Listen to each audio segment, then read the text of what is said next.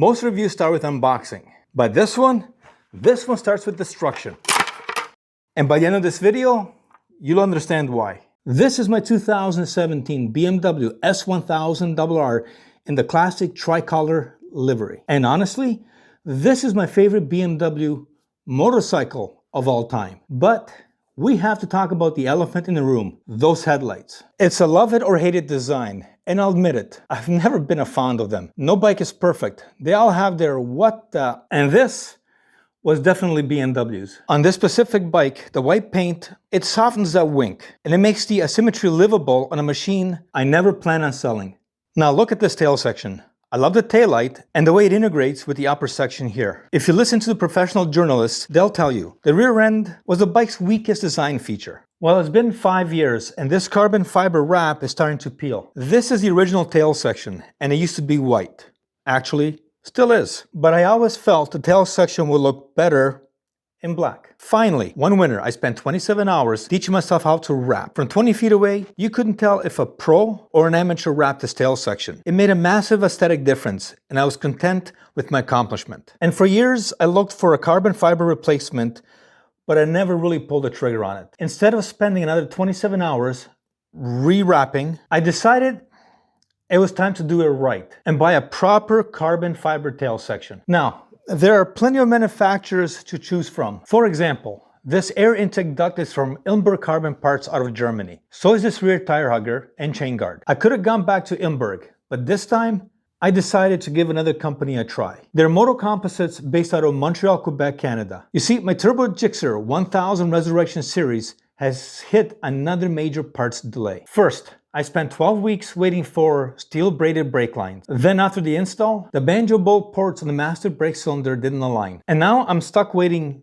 2 to 3 weeks for a back-ordered banjo bolt. So, since the Gixxer is grounded and I need to appease the YouTube overlords, here we are. A word of advice: order your components from a PC. I ordered everything from my phone, which in hindsight wasn't the brightest move. Since MotoComposites is based in Canada, I jumped to the conclusion that the prices were in Canadian dollars, and I was wrong. When my credit card notification popped up, the bill was about a third higher than expected. At first, I thought I was getting absolutely hammered on shipping. I couldn't wrap my head around how shipping could be $314, especially when I selected the $19 standard option. I finally figured it out. The site defaults to US currency. There's a toggle to switch it to Canadian, but on mobile, I missed it completely. To add salt to the wound, I was hit with a foreign transaction fee, despite buying from a Canadian company and paying through a Canadian bank. That definitely left a sour note. So I reached out to them. To their credit, their team was great. They explained that even if I switched the site to Canadian pricing, the foreign fee still applies, because their payment processor is a US bank, making it a foreign transaction.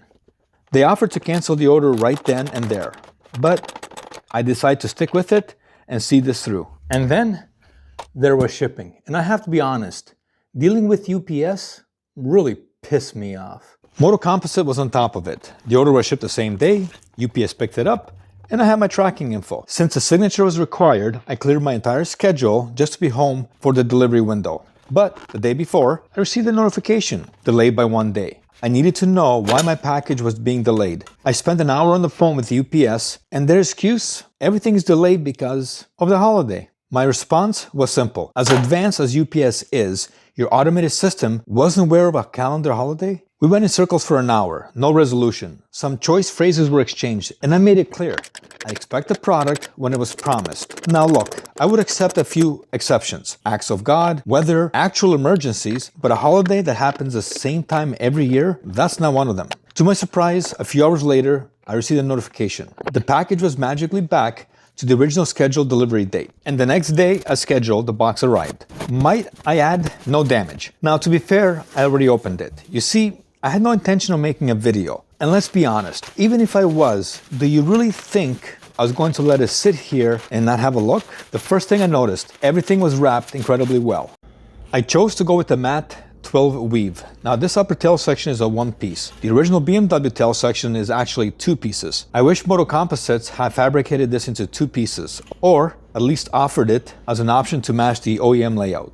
But looking at the piece itself, at first glance the weave looks clean and uniform. The main surfaces, you can see how the pattern is supposed to wrap around the curves with precision. The matte finish is consistent with no foreign matter or pinholes in the resin. The mounting points look solid and properly molded.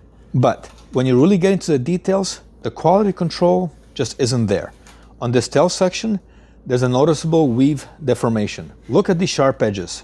This side is actually chipped, and there's a surface imperfection right here. Now, in fairness, the specific imperfection won't be noticeable once the seat is on it. It'll be completely covered, but at this price point, you notice these things. However, this imperfection in the weave is the first thing that the eyes focus on. To me, that's a quality control issue. I can't accept this. I also ordered the taillight fairing, and it's a neat little piece. Again, at a quick glance, the overall appearance is impressive, and I can press my thumb right against the sharp edges without drawing blood, which is how it should be. But again, I was disappointed. See right here? It looks like a run in the finish. The only way to repair this is to sand it down and respray the matte coating, or send it back. I also found a pinhole, but it's on the inner side. Look, this happens from time to time with carbon fiber. It's not a huge concern, but you think quality control would have caught it and addressed it before it was shipped out to the customer. And finally, we have the fuel tank cover. Since this is a large piece with a large flat surface sitting right on top of the fuel tank, it has to be perfect. At first glance, the weave looks great and the matte finish is clean. However, the edges on these specific corners are a bit too sharp. They won't draw blood, but they definitely hurt if you press on them. Overall, the rest of the edges feel smooth and my gloves aren't catching, which is good. But then there's this. Right here is a fingerprint embedded in the finish. To me, that's a clear sign of poor prep. I believe someone touched the mold with their bare fingers and never cleaned it before the carbon fiber was laid down. On a focal point like the fuel tank cover, that's just a massive oversight. Since these parts are covered by warranty, I reached out to MotoComposites, and within an hour, I had a response. They asked for pictures of the affected area, and I sent them. And boy, did I send them. Again, the response time was less than 30 minutes. But this time they asked me if I tried using rubbing alcohol and mentioned they couldn't quite see the run in the taillight fairing. I took some more detailed images and sent them over. And to their credit, to this point, they stayed very responsive and told me they were passing the photos to the factory for a final assessment. And now it's time to install these parts. Now, I know for a fact there are going to be some minor fitment issues. And the reason being is carbon fiber is a lot thinner than the original plastic pieces. First, I need to swap over the 2 threaded trim clips and the rubber grommet from the original cover to the new carbon fiber piece. From there, I'm adding 1.5mm nylon washers to these mounting points. This compensates for the thinner carbon and ensures the cover sits at the correct factory height without rubbing the tank. Moving on to the tail section, and right away, it's not a good start. The alignment holes on the right side between the tail and the taillight fairing simply don't match up. I'm going to have to widen the holes, something you really shouldn't have to do on a bike-specific part. And with slight modification, the 2 pieces join together. Again, because the carbon is so thin, I encountered gaps that were just too large. Just like with the tank cover, I used 1.5mm washers to fill that void. However, the right side of the rear section is a real problem. The right hole is misaligned by about 2mm. To make it work, I'd have to oval the hole significantly. One of my biggest concerns was getting the taillight fairing and the under tray to line up and snap into place. The left side went together easily, but the right side gave me a bit of a scare. It required a lot more pressure than I was comfortable with, but eventually snapped in. And now that's all assembled, from 10 feet away, this bike looks fantastic. But, and there's always a but, let's get closer and look at the reality of the fit.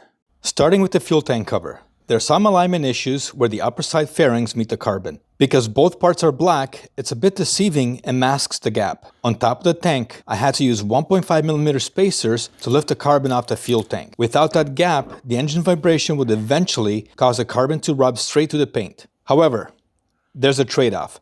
By shimming it up to save the paint, I slightly raise the corners of the panel. I have to be extremely mindful when washing the bike now. If a wash mitt gets caught on one of those exposed edges, it could snap a corner off. Moving to the tail section, the initial impression is strong, but once you look closer, we run into some familiar issues. starting with the fit between the upper tail fairing and the factory lower fairing. The gaps are immediately noticeable. It's not just the spacing. The carbon fiber hasn't been trimmed properly to follow the original lines of the lower fairing. As we move along to the left corner of the taillight fairing, you can see again where the trimming falls short of a factory finish. Switching over to the right side, the taillight corner is actually trimmed much better. The gap between the aftermarket carbon and the factory plastic is still there, but is significantly tighter than the left side. Finally, looking at the top of the upper tail and the taillight fairing, the alignment between the taillight itself and the fairing is actually quite good. The left corner where the meat is solid, but as we move over to the right side, we're left with a much larger gap. I think there's a myth on the motorcycle world. If you spend enough money on carbon fiber parts, they'll fit exactly like OEM plastic. And in my experience, that's simply not a reality. Even with a premier brand like Ilmberger, considered as gold standard for carbon fiber parts, I still had to make adjustments on this very bike. Their carbon ram air intake actually caused the entire headlight assembly to sit slightly misaligned. This is a Ilmberger rear tire hugger. I had to install custom spacers to lift it out the swing arm. Otherwise, the vibrations would have chewed right through the finish. And look here at the ram air intake. The trimming isn't perfect, leaving a noticeable gap. Then there's this. It looks like a stone chip, but it's a tiny pocket of air trapped between the resin and the carbon cloth from factory. The reality is, carbon fiber is a hand-laid material. It's not factory injected plastic. Whether you're spending $250 or $1,000, you should expect to do a little bit of backyard engineering to get that final fit perfect. And that's not necessarily a bad thing. It's just the nature of the material. Now, I have to be direct. Ordering 3 parts and finding issues with all 3 parts is a red flag. But here's a part that sounds like a contradiction. Despite the defects, the parts, well, they look great on the bike. You have to look at it 2 ways. From a foot away, you'll notice the inconsistent trimming, but only if you know what you're looking for. However, from 10 feet away, once mounted, the transformation is undeniable.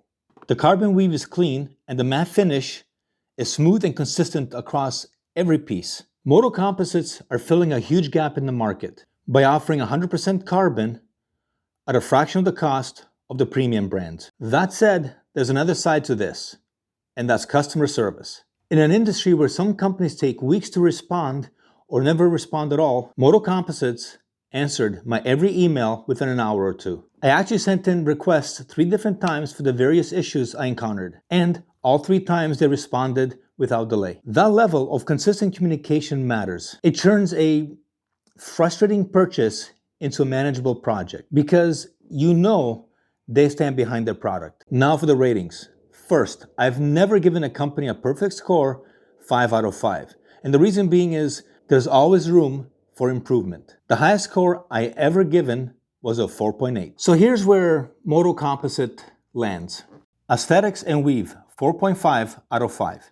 Once installed, the look is world class. Customer service, 4.5 out of 5. Fast responses and consistent follow-ups put them near the top of the industry.